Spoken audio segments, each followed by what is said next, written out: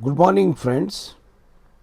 Today we are going to discuss session number 11 of unit number 1 in the subject soft skills for business for third semester BBA of Bangalore University.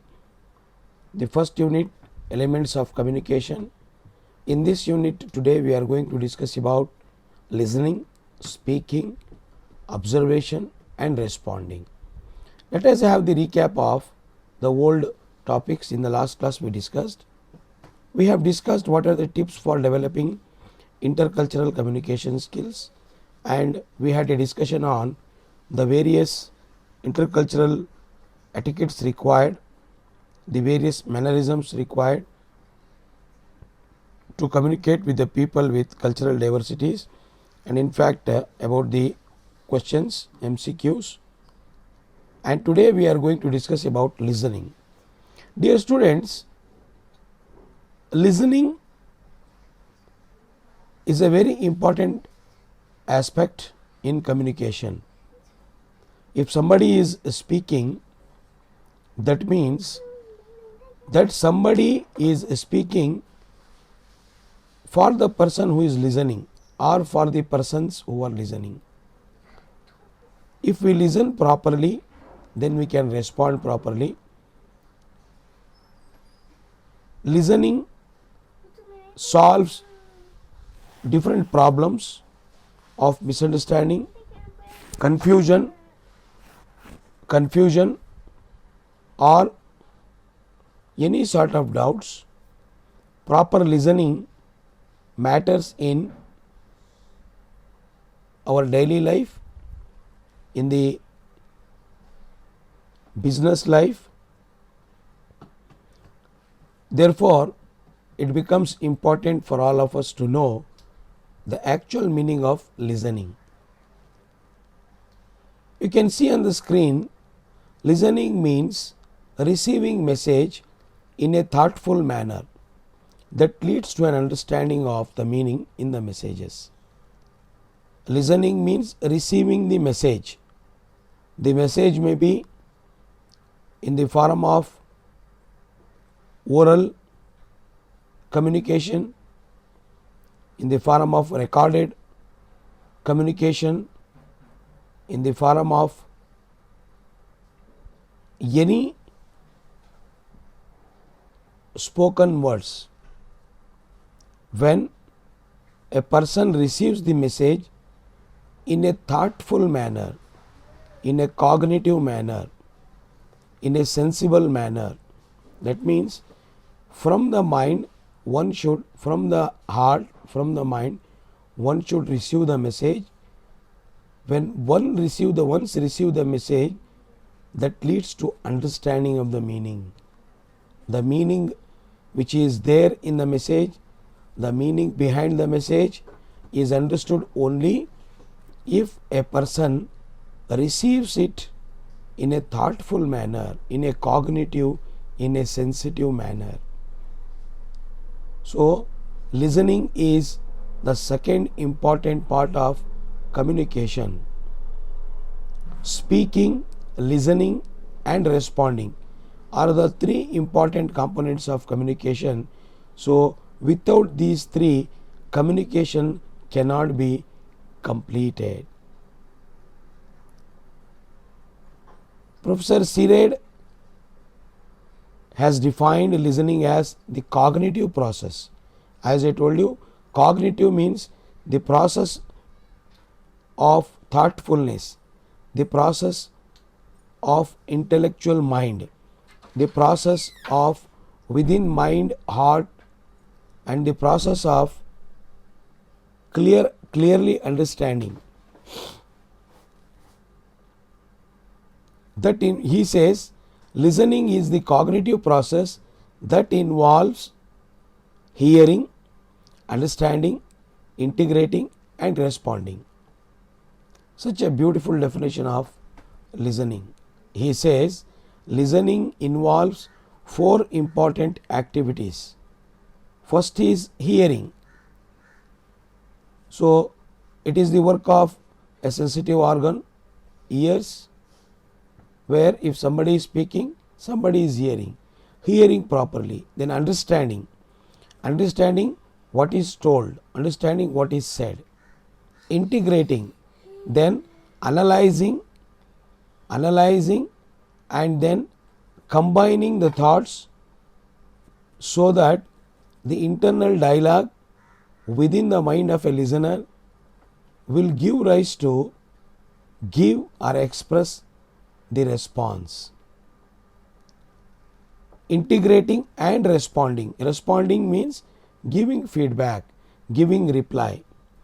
To give reply, one need to understand it, one need to integrate it, combine it, one need to properly hear it, one need to properly understand it.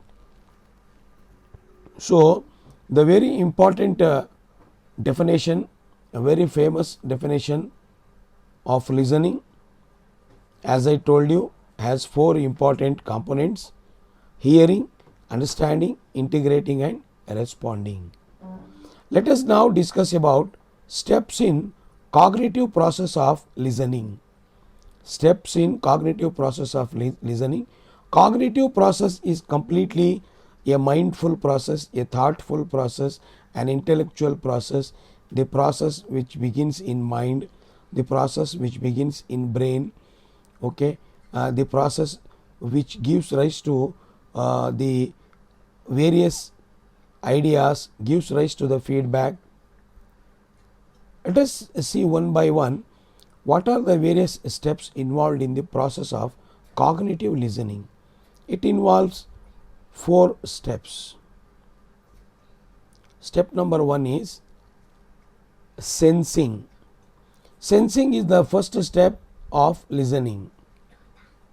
The listener attempts to elicit useful information. Here, the listener tries to collect information from the speaker. The listener here sense what the speaker is speaking. Here, the listener tries to collect more and more information from the speaker with the help of various techniques, or by giving a proper responses or by receiving proper responses. This sensing process will develop in the mind of a listener. A listener may elicit useful information, may collect or track useful information from the speaker with the help of some available techniques. It can be through asking questions. The listener can make the list of doubts, then the listener can ask the questions which has arose in his mind or her mind at the time of the speech or at the time of the talk of a person. Then he or she can ask questions about the discussions made. One should be non-judgmental in eliciting useful information, because it will work as a distraction. If we are judgmental before asking any question about somebody, it will become a distraction in our mind and the purpose will fail. The listener must avoid interpreting others. The listener should not interpret at the time of discussion. He should avoid to create proper sensing process in his mind, in his cognitive mind. First, he should allow the speaker to speak completely. If he or she has any doubt, can write down, and then later on can ask the questions.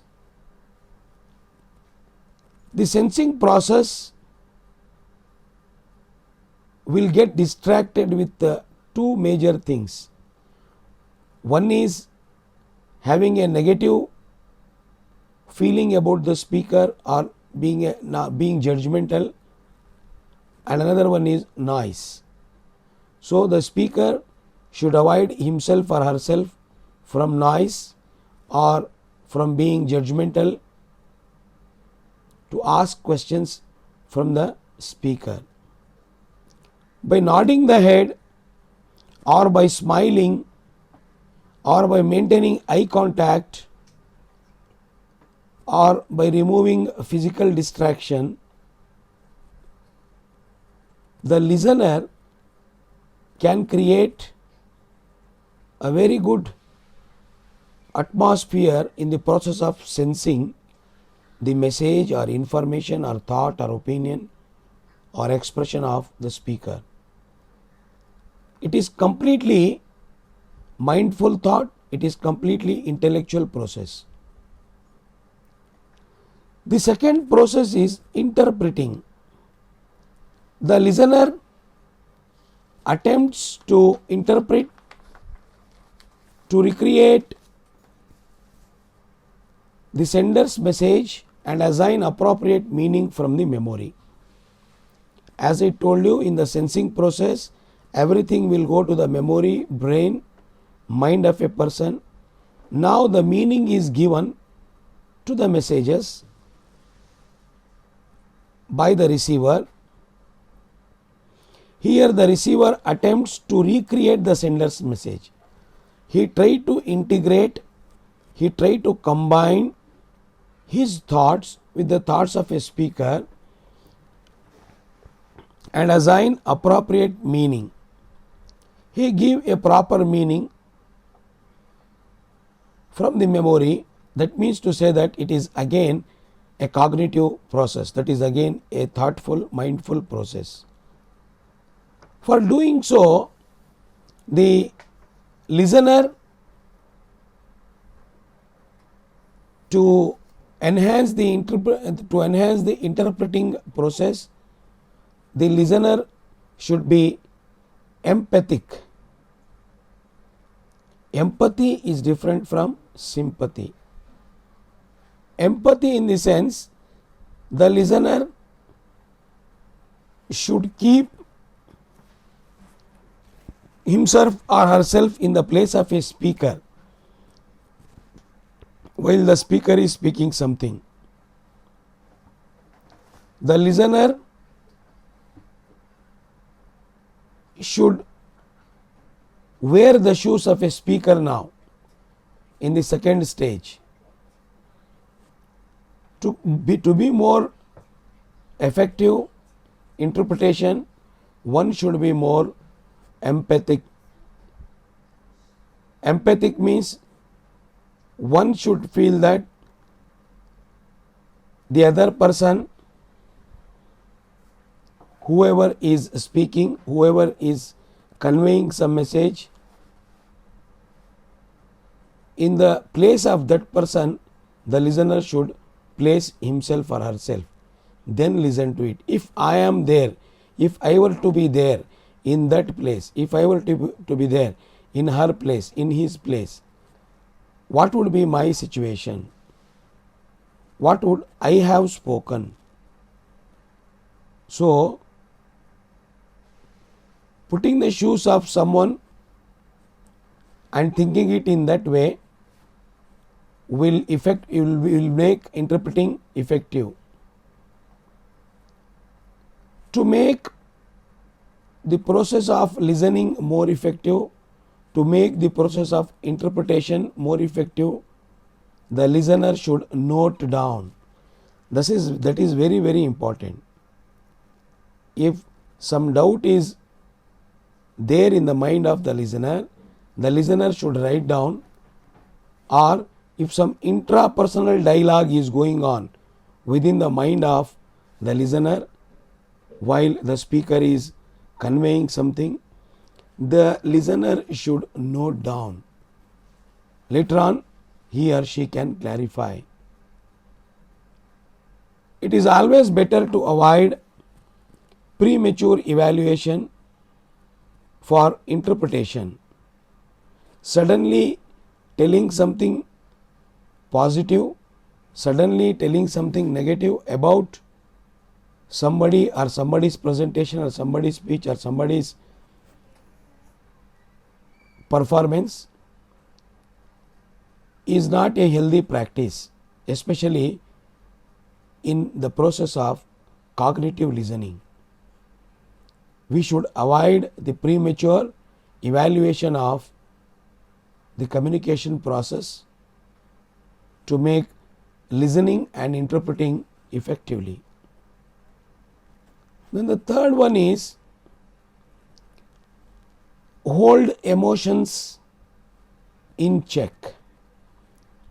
See, for making interpretation or listening effective, the person who is listening should not be more emotional, should not be more emotional. It could be a sentimental discussion, it could be a emotional discussion, it could be a matter which is very close to somebody's heart, which is very close to somebody's mind, which is very close to the existence of the company. In such discussions which are emotional in nature, the listener should hold the emotions in check, because in emotions the decisions taken will not be effective. In emotions the judgments made will not be effective. In emotions the words spoken will not be thoughtful.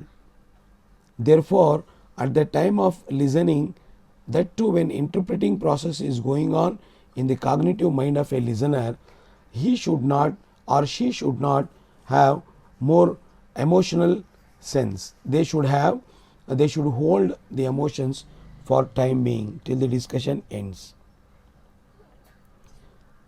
After interpretation, when it is made more effective, responsible, the third important step in the process of cognitive listening is evaluating. Evaluating means deciding what to agree and what to disagree. Some speaker might have spoken so many things.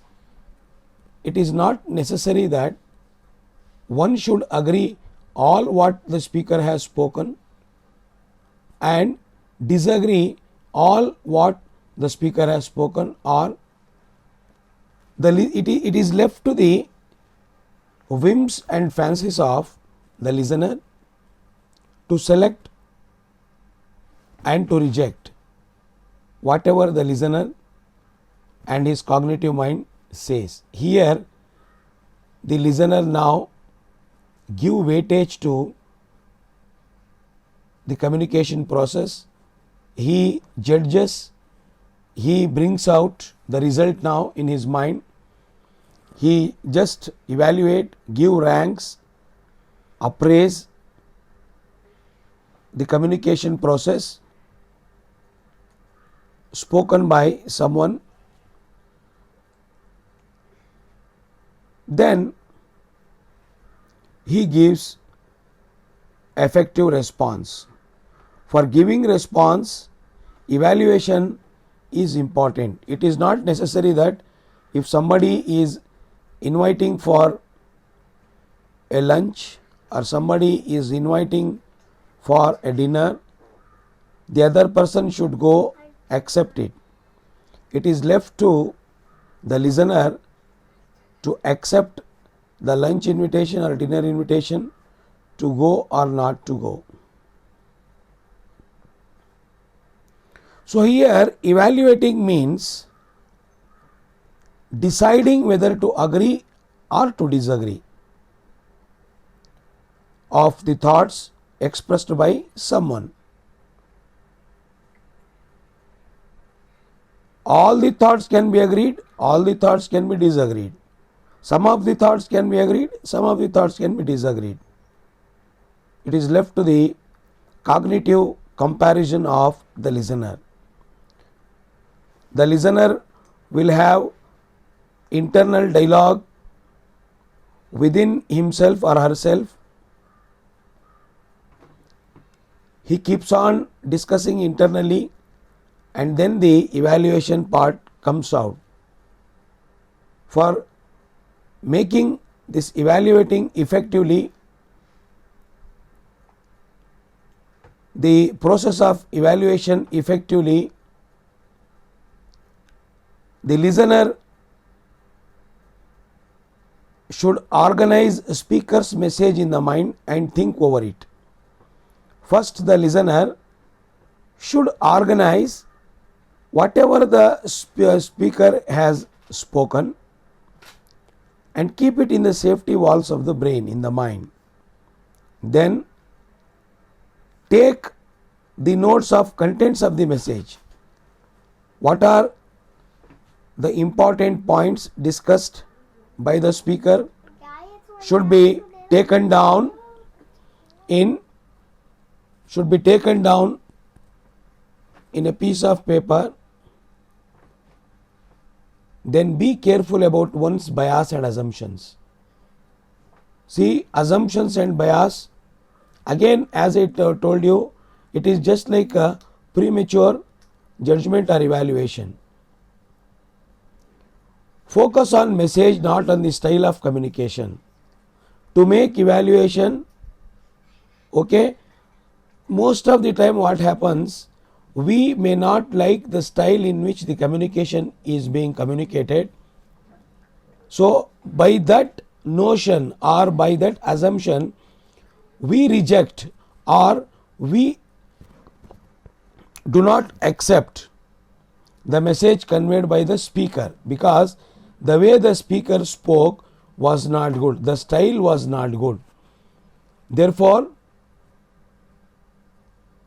one should not evaluate by the style. One should not again take a premature evaluation, is the third important step. The fourth important and the last step is responding. Responding means giving feedback. There are many ways of giving feedbacks while listening. You can see by smile, by nodding the head. In nodding the head itself, there are so many ways. By smile or by facial expression, through non-verbal clues, we can give a response to somebody's spoken words. Responding means the decoding process. Once the message is conveyed, encoded, that message will go to the mind of a person. It will get processed through interpretation and evaluation.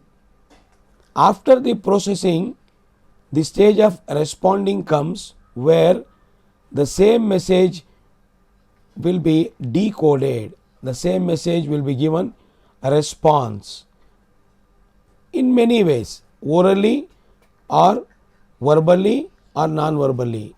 As I said, smile, nodding the head, etc., we can make the responses. To make the response effective, using of body language and facial expressions to convey the agreement or disagreement is more effective. Or summarize the message, detailing the message by stating what has been learned from the message. Somebody has spoken about something, then at the end, giving detailed information about what is being spoken, what is understood, and what is being learnt from the message is the another way wherein the response process can be made effectively. These are the 4 steps in the process of cognitive listening. Dear students, let us discuss the other topic of this unit, that is types of listening. There are various types of listening. The very first type of listening is pretending listening. Pretending through facial expressions that communicated message is listened. Pretending means acting. Pretending means just showing an expression to the speaker that whatever the speaker is speaking, it is being listened. But actually, it is acting, it is not actually listened. It is just a pretending listening. Their mind is somewhere at the time of speech or at the time of communication. Their mind is somewhere. They are not listening to what the speaker is speaking, but still they give their expression, body language in such a way that the speaker should understand that they are listening it, but it is not the case so. That is a type of pretending listening. Selective listening is a type of listening where the listener select only the interested, desired part of the speech or part of the communication. The undesired part of the communication is left out. It is ignored. Only selective part is only the selected part, only the desired part, only the part which is accepted by the mind is listened. Rest of the part of the speech or rest of the part of the communication is ignored.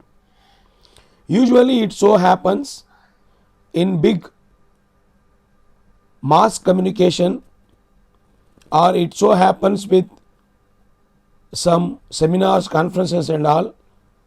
If we are interested to listen to one particular person, that too from one particular person, one particular area, we listen only to that part. We stick on only to that part. Rest of the things we ignore.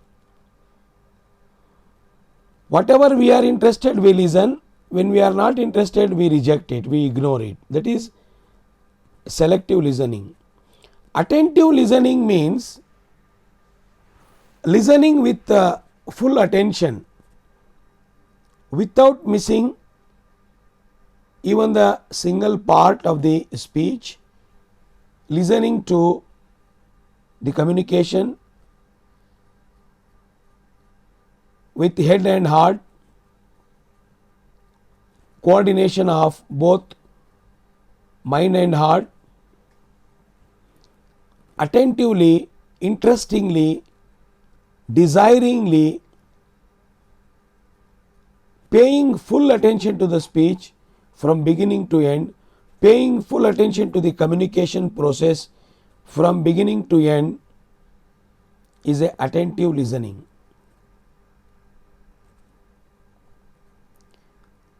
Then comes empathic listening. It means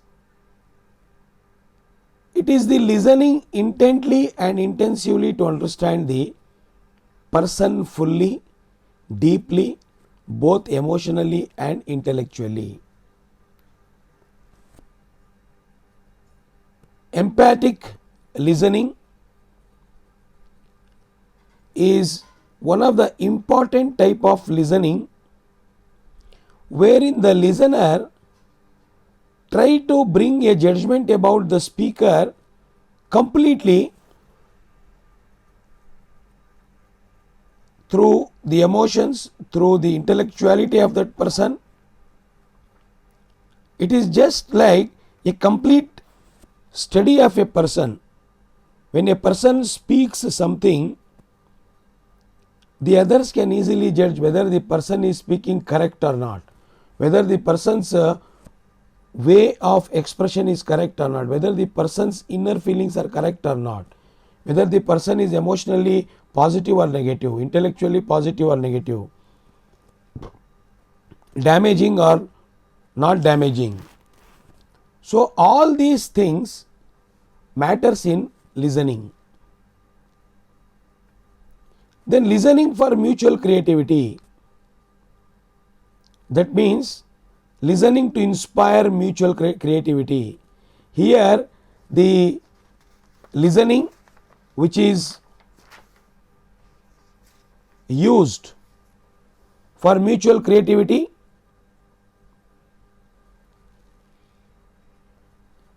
it is the listening for creativity and creating synergy, creating positive energy among all the group members, among all the persons who are working in an organization. Here whole is greater than sum of its parts.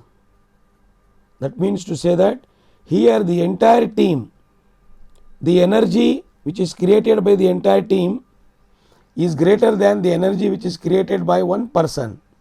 Here single is given less prominence, single is given less prominence, the whole team is given more prominence. It is a listening to inspire mutual creativity among the group members. Each one of them they listen to each other to develop themselves. Intuitive listening, it means the listening through intuitive mind by silencing the other internal dialogues going simultaneously. That means whenever we watch a movie or listen to a song or listen to a speech, simultaneously some internal dialogues will keep on going in our mind about the speaker, about the song, about the movie or about anything else like that. So actually intuitive listening means intuitive listening means the listening through intuitive mind by silencing the other internal dialogues, by putting full stop to what is going on in the mind. We have to create an understanding about, one has to create an understanding about the message by the speaker. We should put a full stop to the internal dialogues here. Ethical listening is the next type of listening. It means paying full attention in order to know the ethical problem in what someone says and then actively encouraging the person to talk about it in depth by narrating one's live experiences. Ethical listening is actually a complete listening wherein the listener listens to what the speaker is speaking and then actively encouraging the person to talk about narrating one's life experiences, asking the others about their own experiences. So usually this type of listening is adopted in counseling and mentoring, where the listeners are asked to listen to the speakers properly, listen to the audio-visual clips properly, and then to express their own life experiences. That means to say that here one person is listening and here there are so many people who are listening and there are so many people who are saying. It could be one person, it could be group of persons who are speaking or listening. Therefore, the people who are speaking, they encourage the listeners to listen to it properly so that they can give their response, they can give their life experiences and then enlighten the other listeners. Through this way, the knowledge can increase. Through this way, the communication can increase among the group members. Through this way, one can understand the other person's feeling for a particular situation, the other person's challenges that they have faced in life, and usually what happens when somebody is asked to give their own experiences about some life experiences. So at that time what happens is, most of the listeners, they might have thought that they had a bitter life experience in their life, but once when they listen to the success stories of the great personalities, the great legendaries, they will come to know that yes, we need to work even more harder, because whatever we have faced in the life is not enough. So it is not greater. I mean, it is not greater. There are so many people on this planet Earth who has faced so many things in the life, and after that they have emerged in life as heroes or heroines or the role models. Then let us discuss the next topic of this session, qualities of a good listener.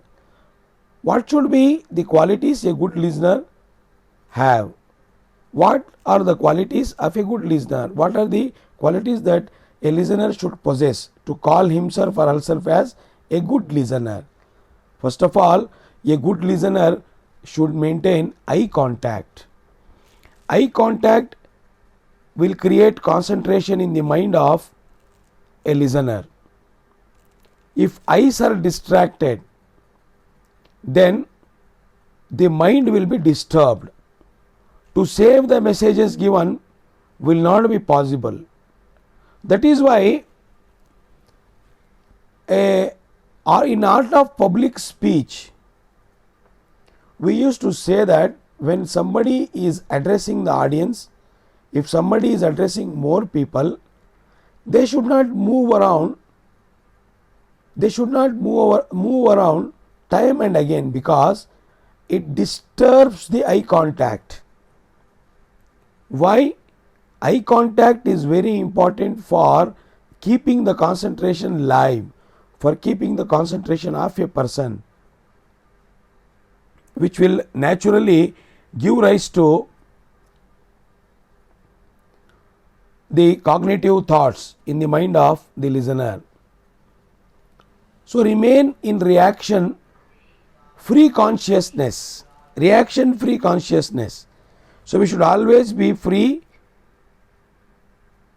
in reaction free consciousness. That means to say that when we want to give any reaction, when we are going to give any reaction to anything, it is going to disturb us.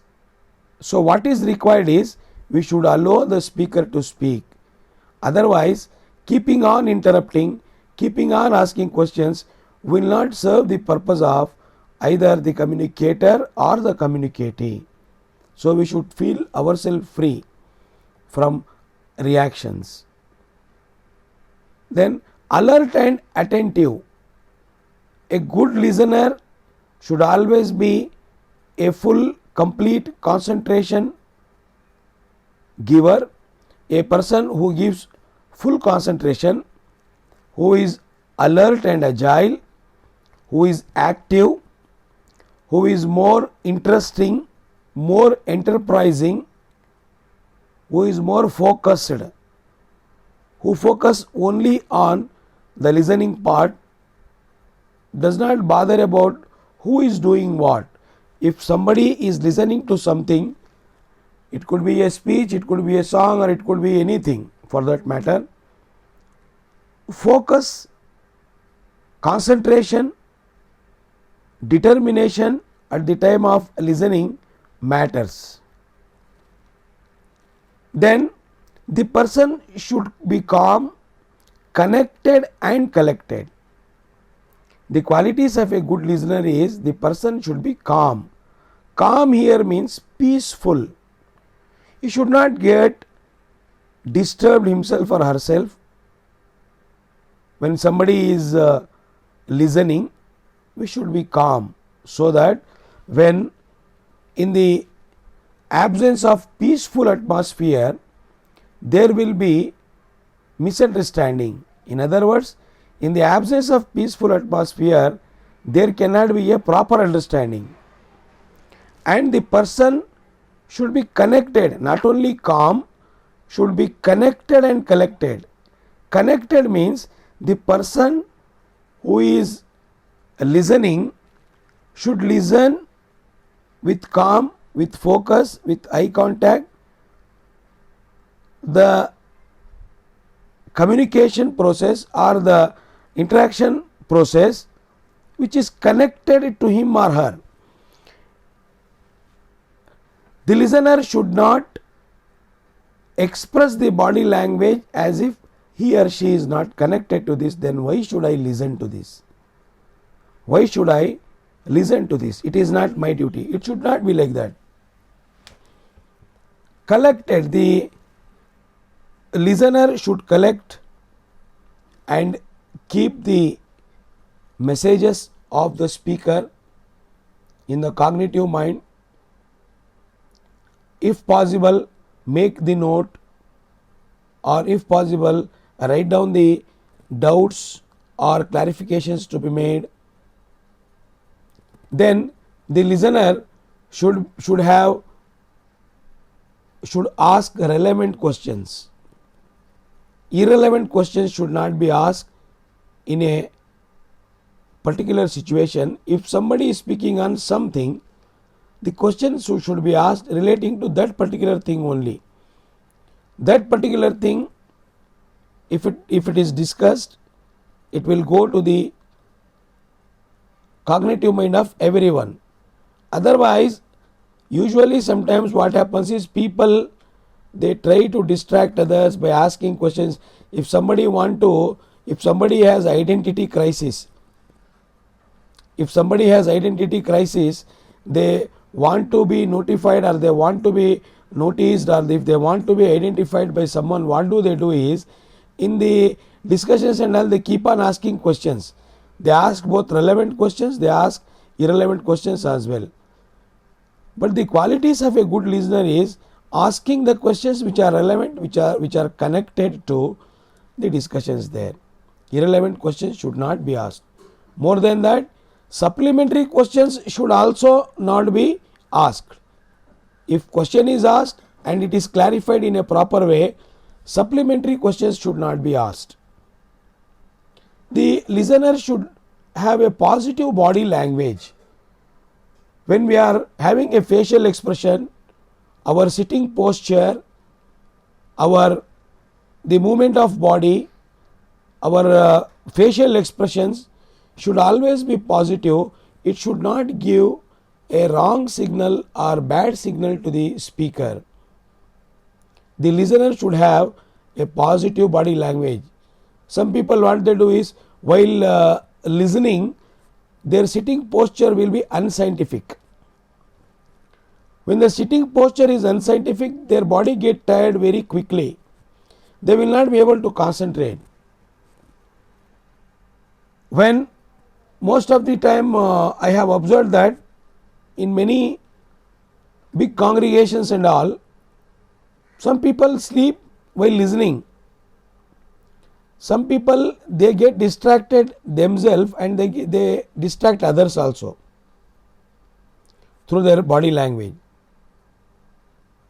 While sitting also, time and again movement of the body is not good, or while standing, or while speaking, or deliberating something, illustrating something, movement of body is not good. The listeners should have humble in nature, should be humble in nature. Their nature should not be arrogant. Their nature should not be in such a way that others run away from them. They should be humble. After all, when we are peaceful, when we are humble, when we are calm, and when we are feeding all the messages in our mind, then only we can give response. Otherwise it is not possible. One should not feel superior to other. Humble nature always wins the hearts. So humble nature is one of the important quality of a good listener. The listener should not show the expression even though the listener knows all the facts, should sit humbly as if he or she does not know anything about that. anything about the discussion going on. Why? Because once if one person in a group disturbs the whole group, the people who do not know about all these things, they will not be knowing, because the speaker may not be conveying it effectively later. They may think that, oh, everybody knows all these things, therefore it is not necessary to convey what is required.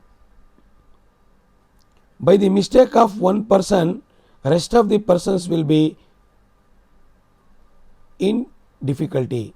Therefore, the listener should be humble. The listener should be as if he is the first timer of listening to that particular thing.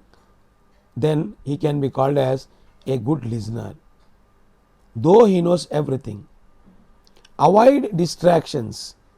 See, usually listener may have the distraction when he is in the group or when she is in the group. Group members may distract while discussion is going on, internal talks, murmuring, okay, improper unscientific seating arrangements, or when there is a sound, when there is a noise, distraction.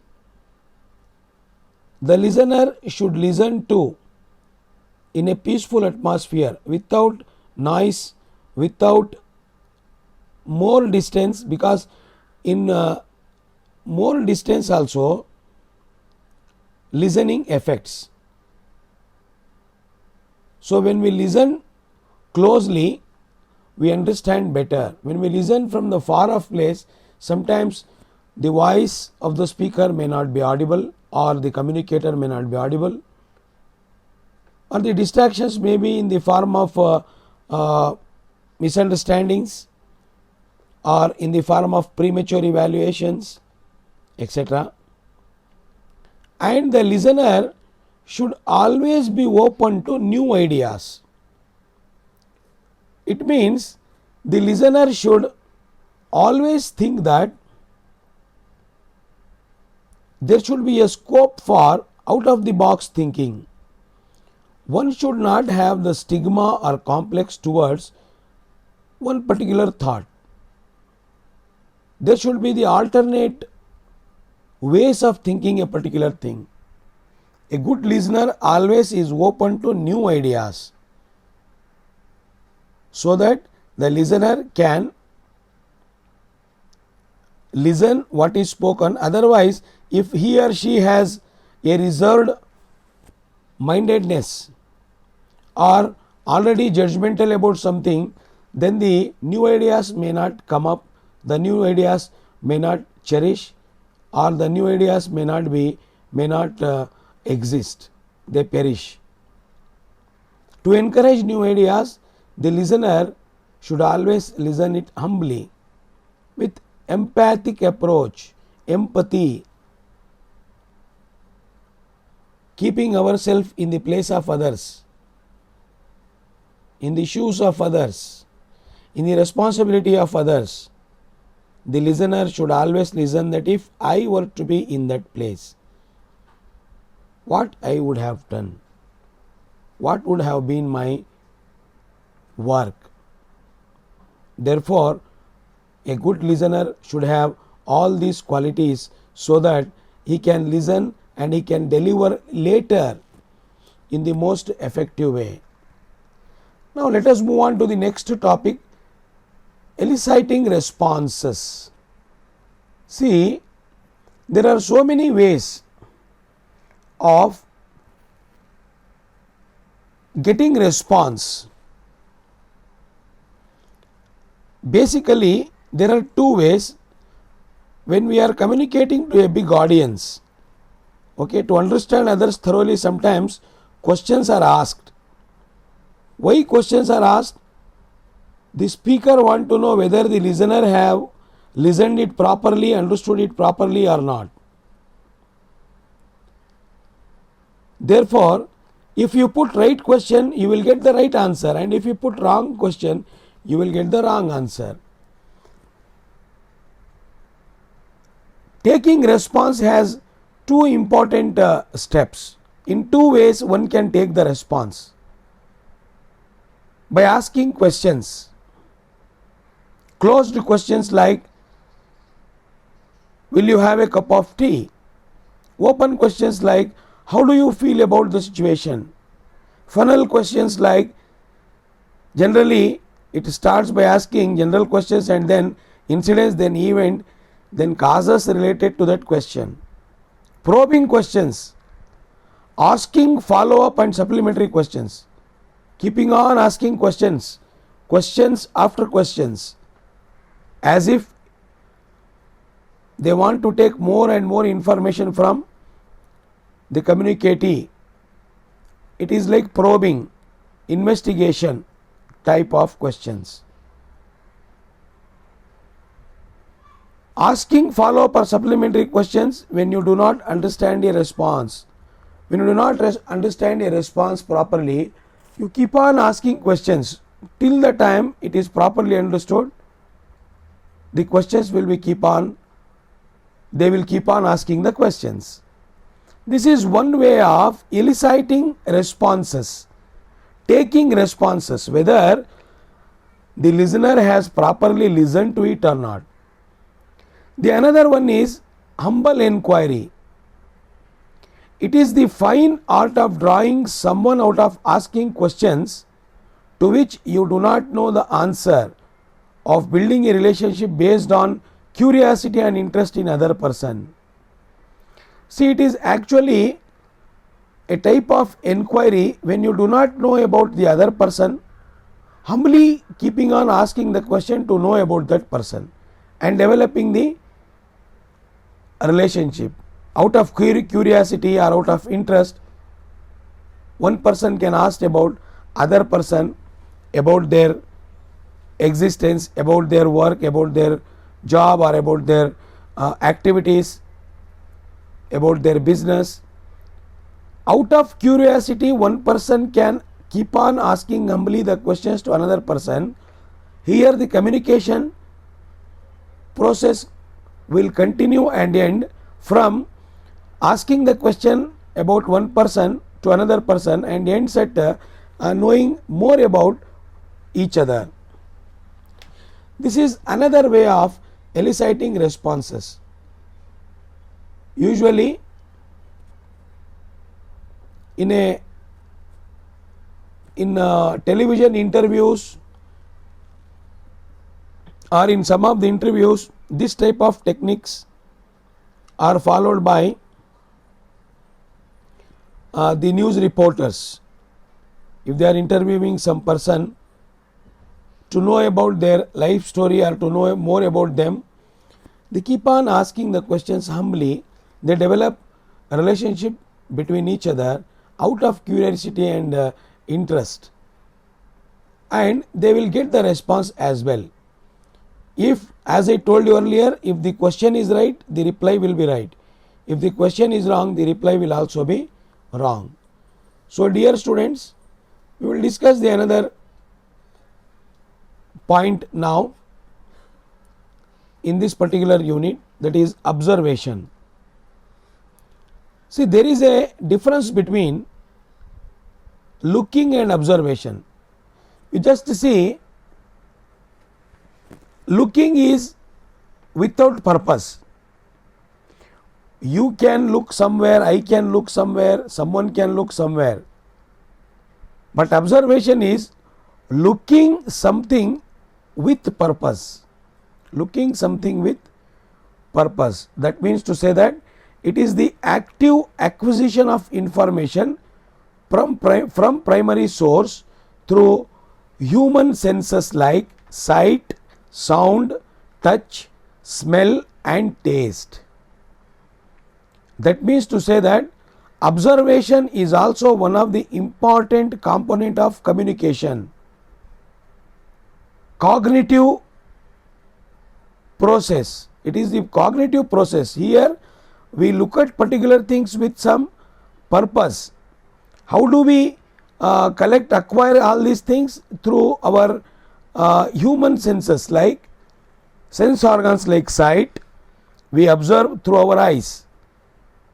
We can observe the places, we can observe the behavior, we can observe the spots, we can observe the situations.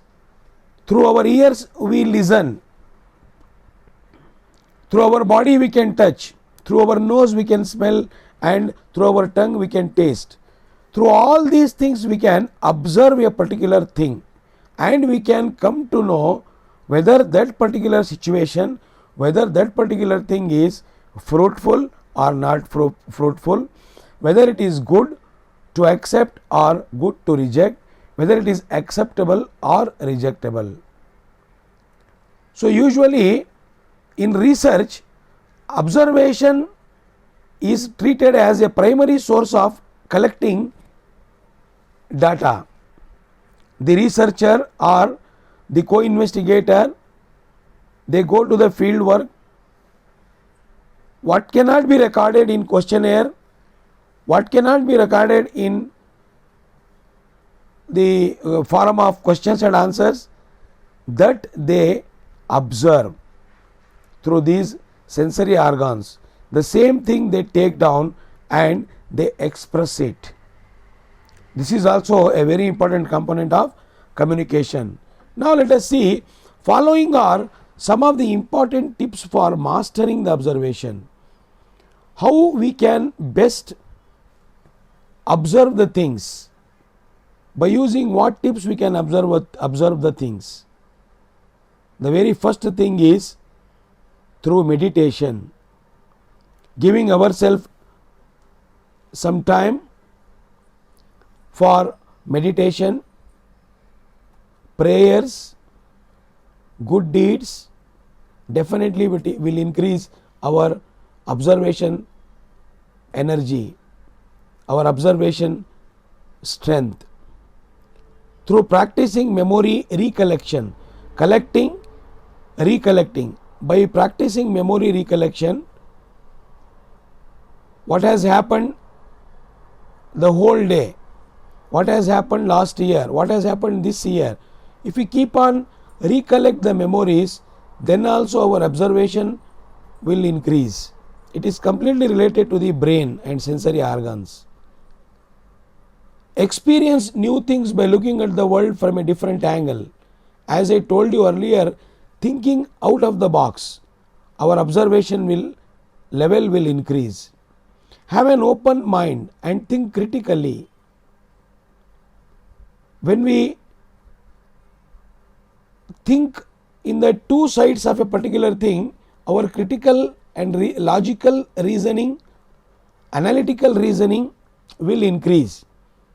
That will give rise to intellectual development and strengthen our observation. We should be careful about the personal bias of some people. About some people, we should not have personal bias about anybody. We should never have personal bias about anybody. We should always think positive about everyone. We should always think positive about everyone, because when we are not into the actual